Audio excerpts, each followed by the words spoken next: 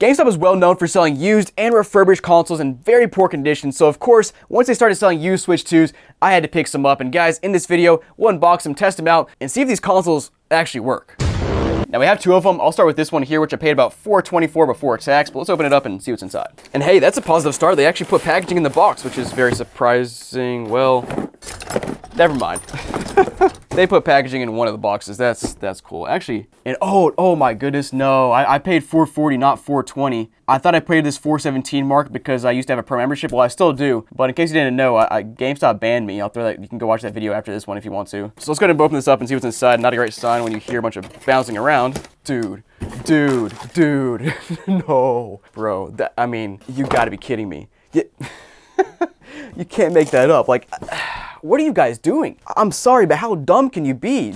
Just like, have you ever heard of bubble wrap or literally any kind of packaging? This is absurd. Like, do this crap every time. I don't understand how they can still get away with this. This is just ridiculous. Let's go and see if they actually include everything though. So first of all, we have, of course, our little mouse attachments for our Joy-Cons. We have our power supply and cable here, which appear to be the correct OEM cables and power supply, of course. We also have a Joy-Con holder, which appears to be correct. Got an HDMI cable. We have our dock here, which looks fine on the front. Flip into the back, of course, it's got a bunch of scratches on it because it was literally shipped with no packaging at all. So that's nice. Wow, wait a second. How is the Switch 2 dock already that dusty? How does that happen? Like, it's not horrible, but like, it's been out for what, 5 months now, guys? Come on.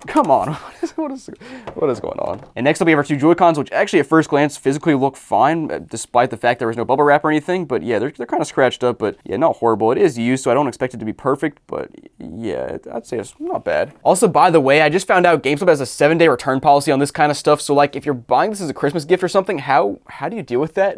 And you know, if you're spending this much on a console as a gift, there's a good chance it's putting a strain on your wallet around the holidays, and you need an easy way to get some extra cash back. And thanks to the completely free Upside app, the sponsor of today's video, that's exactly what I'm going to show you how to do. Now, the Upside app helps you earn cash back on things you're already doing, like filling up at the pump, grabbing dinner on the go, or making a trip to the grocery store. There are more than 100,000 gas stations, grocery stores, and restaurants on the Upside app, so there's always somewhere to earn extra cash back. And yes, guys, it's just cash back, not some sort of convoluted rewards, points, or credits. And watch here as I'll show you how it works, as I literally just used Upside about 10 minutes ago. So basically I got in my car, I realized I barely had any gas left, so I opened up the Upside app, claimed my 20 cents per gallon cash back from a gas station near me, drove to the gas station, filled up my tank, uploaded a photo of the receipt, and boom, I got $3.55 of extra cash back. Upside has given back $1 billion to its users. To find out how much you could earn, download the free Upside app and use promo code Jacob to get an extra 25 cents back for every gallon on your first tank of gas. That's an extra 25 cents back on every gallon on your first tank of gas using promo code Jacob. Last but not least, our tablet here, and wow. Okay, let me wipe the dust off first. But yeah, look at this thing, man.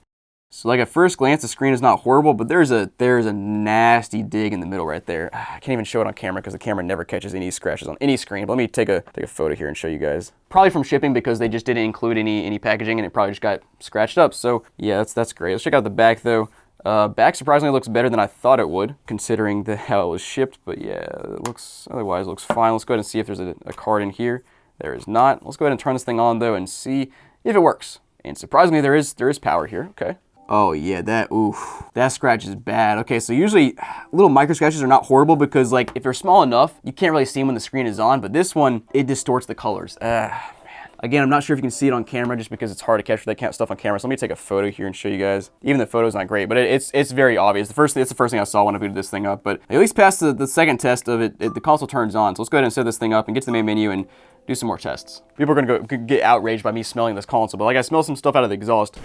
It just smells funky. How does a console smell 6 months after it came out? I don't understand. Okay, and it's forced me to do an update, so I guess we'll just wait for that to finish. Okay, console in the main menu, when you're connected to Wi-Fi, and I still see that scratch. Just it's so apparent right in the middle of the screen, man. That's so tragic. Let's start in the system settings, though, and start with the Joy-Cons and see if these things have any stick drift or anything like that. Be pretty sad if they did, but we'll check here. So start with the right stick, and at first glance, that looks pretty good.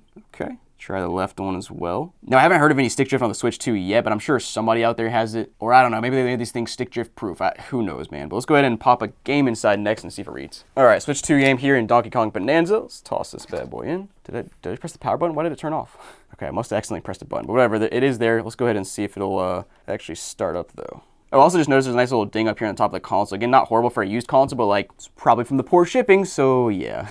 But yeah, game is working. So next up, guys, let me go to toss this thing into the dock here and see if the dock works, because surprisingly, I have seen a dock before on the Switch 2 that just didn't work. So yeah, let's plug it in and see what happens. All right, console plugged in. Also should note the Joy-Con holders are still good here. Clamp in just fine. And yes, indeed, the dock does work. Sweet. But yeah, otherwise, the console seems to be working fine, other than the fact that it's got a nasty scratch on the screen due to their negligence in shipping, which is just awesome. But guys, let's go and move on to our second Switch here and see if it's any better. Now, for context, both these consoles are used, not refurbished. So I think typically used consoles come from actual GameStop stores that ship them out to me, rather than like their warehouse where they refurbish stuff. So I would have bought refurbished Switch 2s, but they're actually not selling them yet, at least. So yeah, we got used ones here, which are do about the same thing. I gotta see what's in this box here, and yeah, at first glance, they actually included some packaging. Now, is there any packaging inside of the box itself down here? I guess we'll find out. I'm guessing probably not. Well, maybe a little bit. That might be better than the last one. We'll see what's inside of this little box here. Okay, and it looks like I mean, they tried a little more, but still, it's like just kind of thrown in here with no bubble wrap at all. Yeah, whoever did this did actually tried a little bit, and clearly GameStop is just like not giving them bubble wrap or any kind of packaging. Now, say if all they have is the brown paper, they could have at least like, you know, wrapped each component up individually with the brown paper and then kind of shoved it in there and put some more brown paper just to cover things up. But it is what it is. It's GameStop, man. They just don't care. Let's take a closer look at everything inside of here and see if we got what we're supposed to. So first we got the Joy-Con grip here, which looks fine. It is a bit beat up, but it's not surprising considering there's no packaging inside, or very little. Next up, we've got our Joy-Cons and the straps. Let me go ahead and check out the straps first. And yeah, those things look normal and fine. I'd be surprised if these things were broken, but yeah, Joy-Cons themselves look fine as well. They're actually not as beat up as I would expect here, and the joysticks look pretty good. So I don't know if somebody like actually cleaned these up. They might have. But next up, we've got an HDMI cable. Looks like a generic HDMI cable rather than the one that came with the Switch 2, which I don't know, it's probably fine for the Switch 2. Also got our power supply and our power cord. Surprisingly, both OEM as well. Now here's the dock. Looks fine on the front. Dock is, or the back looks fine as well. And this this one again, extremely dusty on the inside right there. Why? Like, it's not horrible, but why is there such a thick layer of dust right there? I guess it's plausible if it sits in the same place for 6 months and then you trade it to GameStop, and at GameStop it sits there for a while. I don't know, it just seems like a little bit strange, but not a huge deal. Now here's the console itself, and it's got, oh no, there's some nasty scratches on this one. Wow, this one's got a ton of scratches actually. Ugh. So first glance, it's hard to tell because there's just like somebody, I guess, wiped this thing down. But once I get those streaks off of here, I can see the actual scratching. Again, scratching will not show up on screen, but there's this one, instead of having like one really deep scratch, it just has a ton of micro scratches like all over the screen. Let's see if the back has any kind of scratches and stuff on it. It's got a little bit, not horrible though. This thing seems to work. We also got like little pieces of hair everywhere. Probably came from somebody that had like a cat or something. Also got our slot here, which looks fine. Let's go ahead and turn this thing on though and see if it works. Okay, yep, and booted up here at first glance, the screen looks okay. I can't really tell. I see some of the micro scratches, but it's not horrible. Not nearly as bad as the last one, where you could very clearly see the giant scratch on it while you're playing the game. But let me go and set this thing up, and we'll come back once we're on the main menu. All right, so console booting up here, and I will say that something I haven't pointed out yet is the fact that these things are not magic erased, which is very nice. Of course, I think our benefit here is they're not refurbished, because when GameStop refurbishes stuff, that's when they magic erase typically. Okay, we're booted up here, and one thing I didn't test on the last console, we'll go ahead and test on both consoles here in a second, is I want to see if these consoles are banned in any fashion. So I'll actually sign into my Nintendo account and make sure that I'm not banned in any way. Let's go ahead and hop straight into the controller though and test out our Joy-Con sticks here and see if these things are drifting in any way. Okay, from the test, that one looks good. Tried the left one as well, and that looks good too. Let's go ahead and toss a Switch 2 game inside and see what this bad boy does. And no surprise, it does read. But yeah, let's go ahead and hop into our Switch Online and try to sign in and just see what happens here. All right, guys, signed in here. And another thing I'm actually curious about, I wonder if either of these consoles have Mario Kart World loaded on them. Because there was a Switch 2 pack where the game came on the console and not like as a code. So let me go ahead and go back. We'll hop into our Nintendo eShop here and see if that pops up. And at first glance, it's not banned as far as I can tell, because I just signed in and we're looking good so far. Now I have to sign in again, of course, for the second time. All right, into the Switch shop. Yeah, I don't see any kind of Mario Kart World popping up. Typically, if the game was on here, I think when you boot it into the eShop, it would show up with like a Mario Kart World redemption thing. Let me go ahead and just like look it up here anyways. Yes, Mario Kart World here shows at 80 bucks. Yeah, so not preloaded on this console, which is unfortunate. Let's go ahead and put this one to the side though. Let's go back to our other console here, try to sign in and do kind of the same test here. Okay, signed in, and at first glance, that looks good. Now let's go back and hop into our eShop here and see if the free game's on here. Come on, GameStop. Come on, baby. And nope, nothing.